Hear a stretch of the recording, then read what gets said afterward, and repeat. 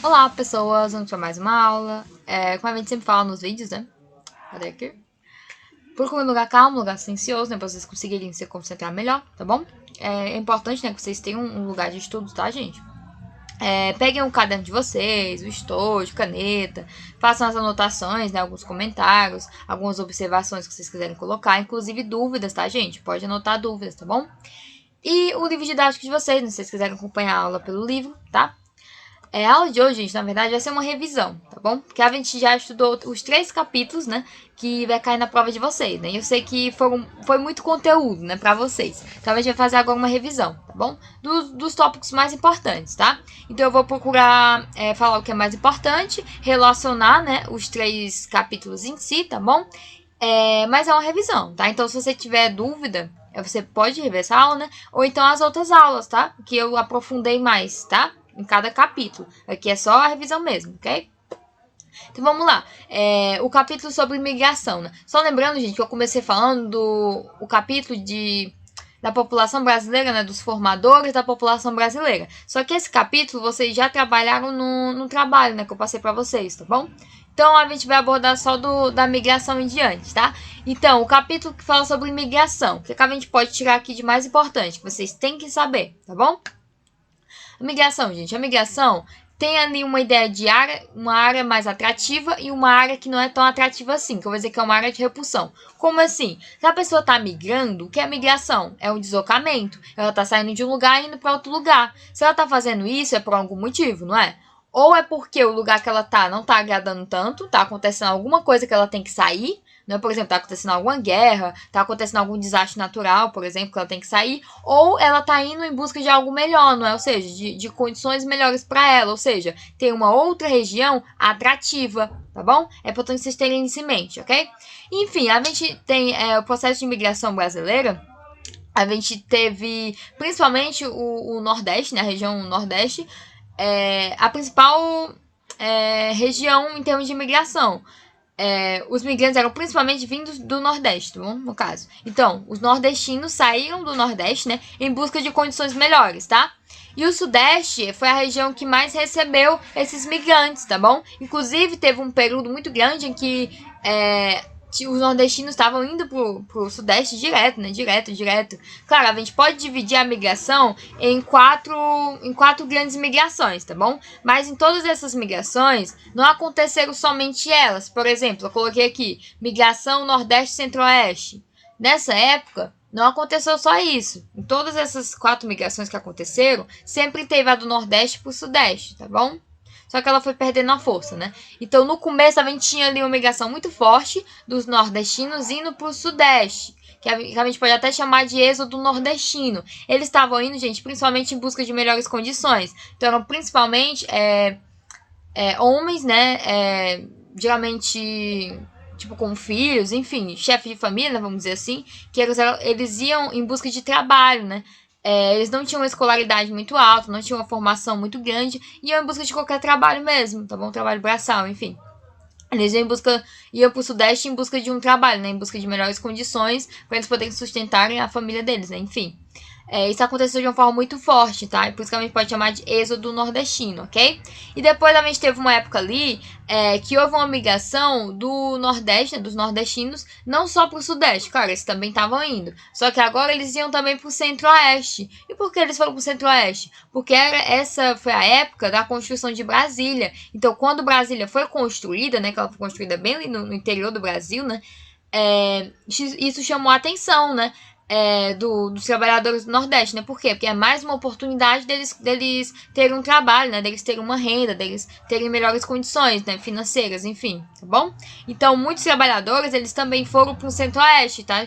Para trabalhar na construção de Brasília, né? Eles trabalharam na construção de Brasília e eles também eles passaram a morar na região mais periférica de Brasília. Então, por exemplo, foi construída Brasília para ser a capital, mas foram construídas outras cidades, né, vizinhas. E esses trabalhadores, eles trabalhavam em Brasília e moravam nessas cidades vizinhas, nas cidades mais periféricas. Então, além deles trabalharem lá, eles também contribuíram para o povoamento de lá, né, para povoar, para ocupar aquela região, né, que não era tão ocupada assim, tá bom?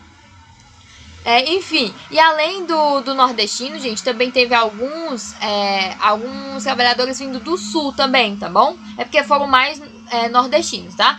E a terceira etapa, né, de migração, como a gente pode dizer, foi o período de migração em que o sul, né, a região sul, em peso, estava indo para o centro-oeste e também para o norte, né? E por que isso aconteceu?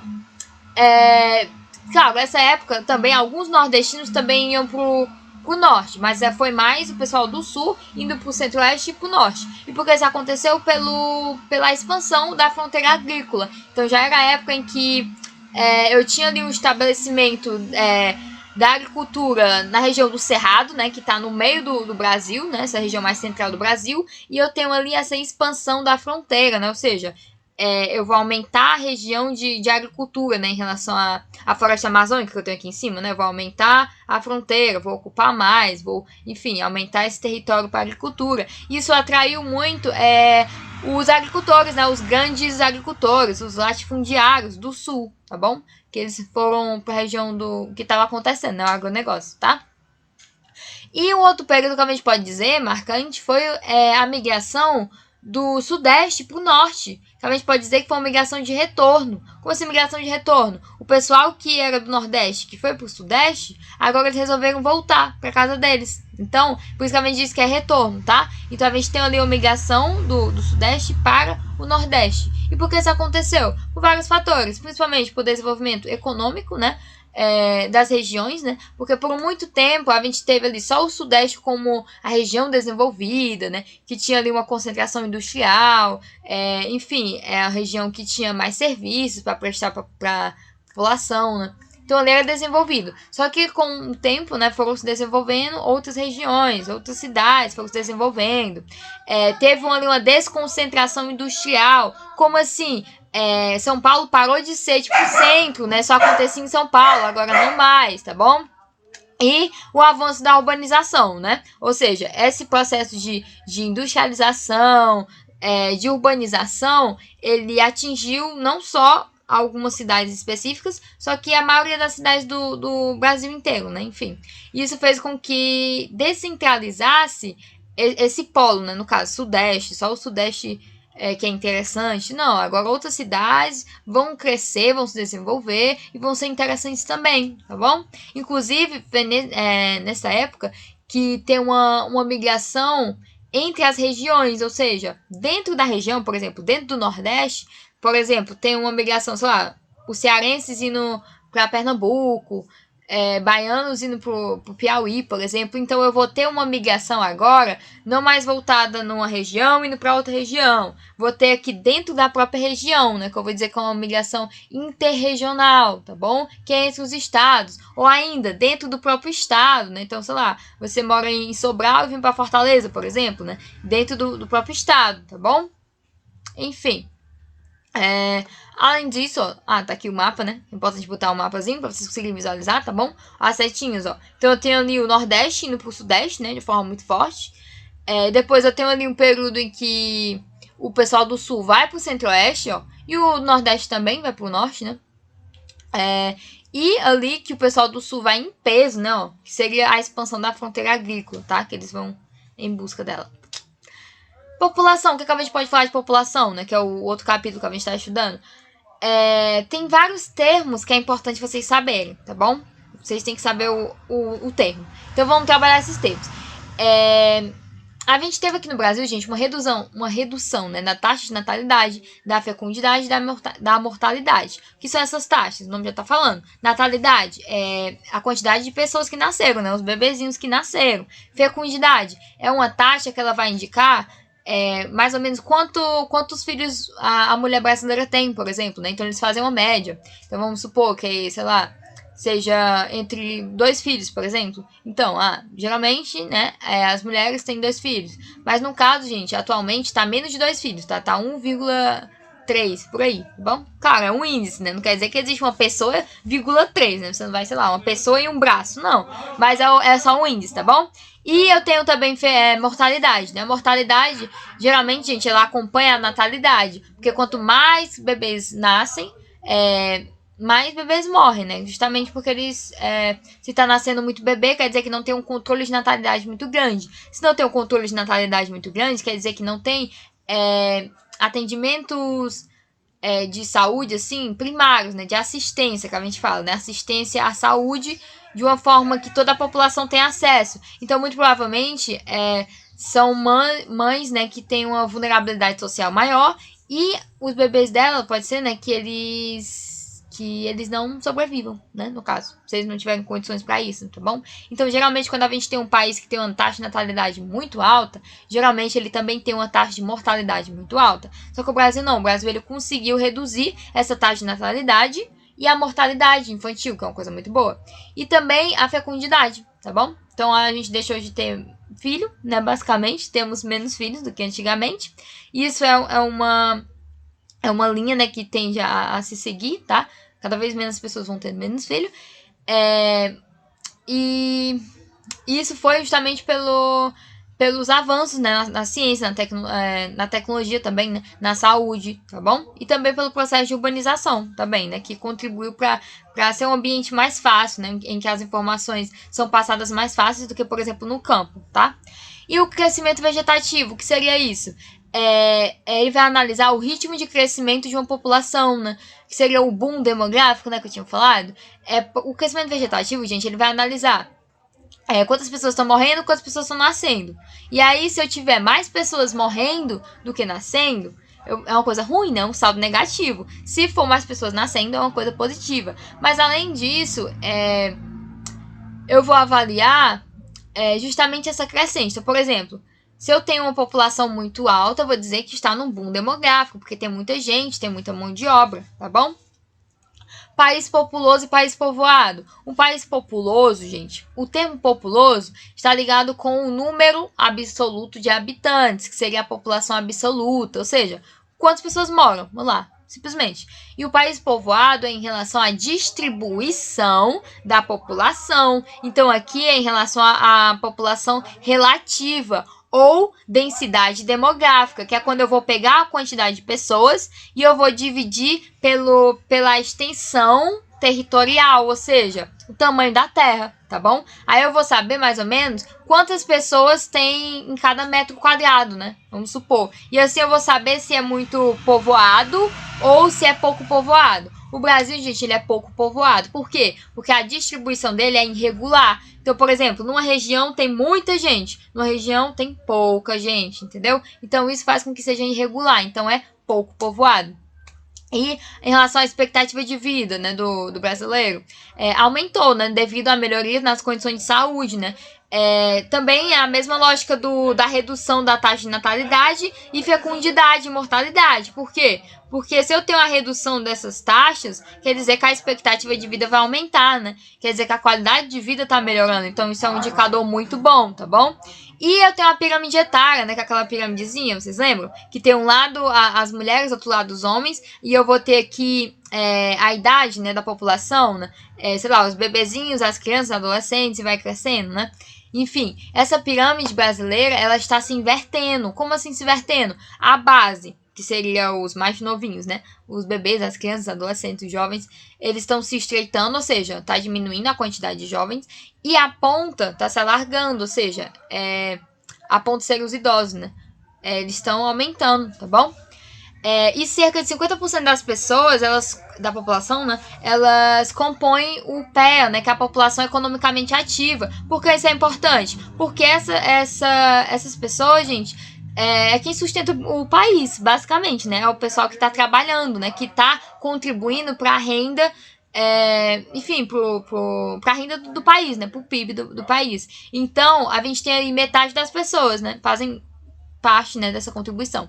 Então, aqui tá aqui a pirâmide, né? A pirâmide etária. Eu coloquei aqui um parâmetro, né, para vocês acompanharem. Então, por exemplo, 2013, como foi. 2040, claro, é uma projeção, né? Como vai ser, provavelmente, né? Em base em estudos, tá bom? Eles têm essa projeção, essa previsão. E 2060, né? Como seria, né? Se continuar no mesmo ritmo, né? O país, em termos de indicadores sociais. Então, aqui eu tenho uma base mais larga no começo, né? A base mais larga significa pessoas mais jovens, tá? Esse lado azul, gente, são os homens, o mais laranja é as mulheres, tá? E aqui é a quantidade de pessoas, né? Em relação à idade, tá? Então aqui eu tenho os mais novos, né? Que tinha muita gente nova e tinha pouca gente idosa. E aqui no meio, gente, assim, os adultos, né? Que é a população economicamente ativa, né? Que é quem tá trabalhando, tá bom? Que é quem vai sustentar os idosos e as crianças, né? Então aqui, ó, em 2040 é um índice muito bom. Por quê? Porque eu tenho aqui bastante idoso, né? Cresceu muito. Aqui reduziu os jovens, mas eu tenho aqui ainda, ó, uma grande quantidade de adultos, né? Ou seja, é quem vai trabalhar, né? Para sustentar esse povo, né? E aqui em 2060 a gente percebe que está se estreitando cada vez mais. Então é uma tendência, gente, da base se estreitar, ou seja, ter menos jovens e aumentando a quantidade de adultos e idosos, tá bom? Distribuição da população por região, né? Isso é importante também. Então a gente percebe o quê? Que olha como a distribuição é irregular. Tem mais gente no Sudeste, né? Enfim. E poucas pessoas, por exemplo, no Centro-Oeste, né, e no Norte. Sendo que o Centro-Oeste, ele tem uma extensão muito grande territorial, né? É basicamente o meio do Brasil inteiro. E é o que tem menos gente, pra você ver, né? Enfim, aqui é um índice, né, mostrando a taxa de crescimento populacional no Brasil, tá bom? Vocês terem uma noção, ó, que teve uma época que tinha um crescimento muito alto, né, justamente porque a natalidade era muito alta, tá? Ou seja, as pessoas tinham muito filho, né, no caso. E foi diminuindo esse índice, né, e foi diminuindo o crescimento populacional, tá bom?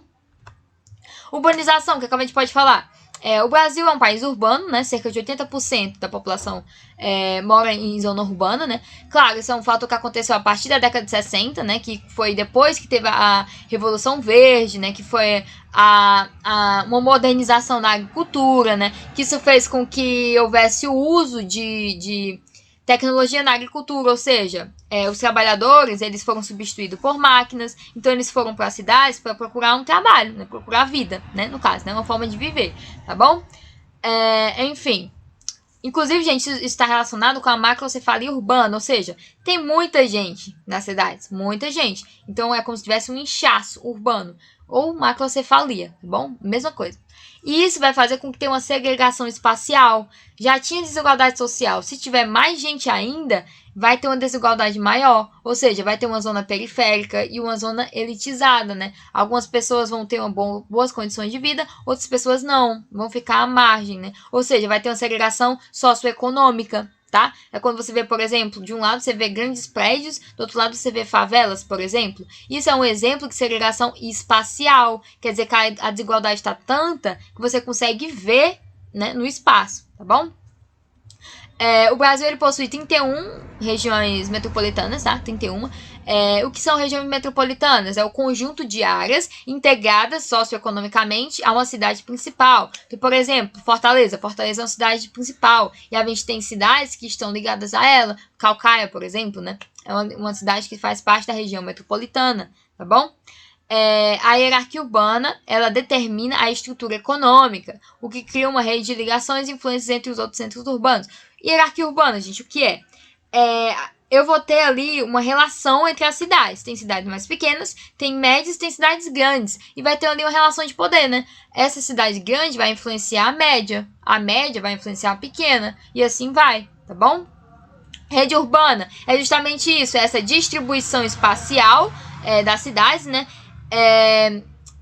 Que tem uma ligação, gente, pelo sistema de transporte, de comunicação, tá bom? Formando uma rede mesmo, tá? Eu até tinha mostrado na outra aula, né? O mapazinho formando uma rede mesmo, tá? E o que é uma cidade? Enfim, né? Uma cidade é uma área urbanizada, tá bom? E sítio urbano? Sítio urbano é um local onde a cidade nasceu e se desenvolveu, né? Onde aconteceu ali a cidade, né? Onde construiu a cidade. E a conurbação, gente? Conurbação quando eu tenho duas cidades que elas vão ter ali uma fronteira, né, um limite. Só que elas vão se urbanizar tanto, vão se desenvolver tanto, que os limites delas vão se fundir. Então aqui você não sabe mais onde é que começa a cidade, onde é que termina, entendeu? Onde começa uma, onde termina a outra. Porque já misturou ali, tá bom? Porque elas se desenvolveram tanto, cresceram tanto que já se misturou. E quando isso acontecer em relação a metrópoles, no caso, a uma cidade muito importante, né? A uma região metropolitana, enfim. Quando isso acontecer, eu vou dizer que vai originar uma megalópole, né? Quando eu tiver duas metrópoles, que vai originar ali a megalópole, tá bom? Quando elas vão se fundir, tá? Aqui eu coloquei uma imagem mostrando essa hierarquia urbana, né? Como a gente dizia antigamente, né? De uma forma mais linear. E agora, hoje em dia, a gente sabe que não é assim que funciona. Como é que funciona? Funciona assim, né? Uma influencia na outra, só que a metrópole nacional, que são aquelas cidades que tem um destaque nacional muito grande, ela pode influenciar qualquer um desses, tá bom? Enfim, gente, espero que vocês tenham entendido a aula, né? Só pontuando alguma coisa sobre a urbanização, né? A gente pode finalizar. Em relação à hierarquia urbana, né? Que esse processo aqui, só voltar aqui. Por que a metrópole pode influenciar? Justamente pelo processo de globalização, né? Então as coisas estão com acesso mais fácil, né? As pessoas têm acesso às outras coisas mais fáceis. Então, por exemplo, se a pessoa mora ali na cidade local, ela não vai ficar dependendo só da central regional, não. Ela pode ter informação tanto da metrópole regional como da metrópole nacional, tá bom? Só para pontuar. Gente, eu espero que vocês tenham entendido, tá bom? Se vocês tiverem alguma dúvida, vocês podem rever essa aula e podem rever as aulas no canal da escola, né? Então, por exemplo, aula de urbanização, aula de população, aula de migração, tá bom? Porque aqui foi só uma revisão básica, tá? Só pra vocês saberem o que é importante vocês saberem. Tipo, isso aqui vocês têm que saber, ok? Acessem o site da escola e a agenda digital de vocês, tá bom? E até a próxima aula.